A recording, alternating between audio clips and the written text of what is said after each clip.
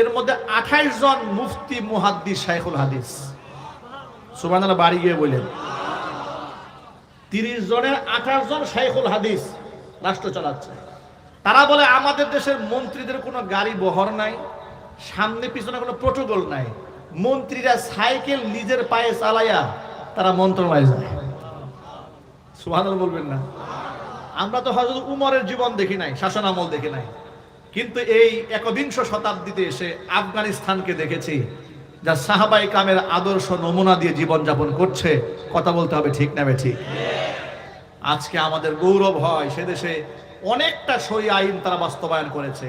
গোটা পৃথিবী তাদের প্রতি চ্যালেঞ্জ করেছিল। আমেরিকা নারাজ, ব্রিটেন নারাজ, জার্মানি নারাজ, রাশিয়া এক সময় নারাজ ছিল, ভারত এত বড় শত্রু রাষ্ট্র, তাদের সাথে অলরেডি বর্ডারের সম্পর্ক আছে, তারা নারাজ। তাম পৃথিবীকে বৃদ্ধাঙ্গুলি দেখিয়ে আল্লাহর আইন বাস্তবায়ন করে আল্লাহর কত রহমত পেয়েছেন জানেন? ওদের মুদ্রার মান তৎকালীন যুগে এতটা কমে গিয়েছিল যে আমাদের দেশে দেখেন না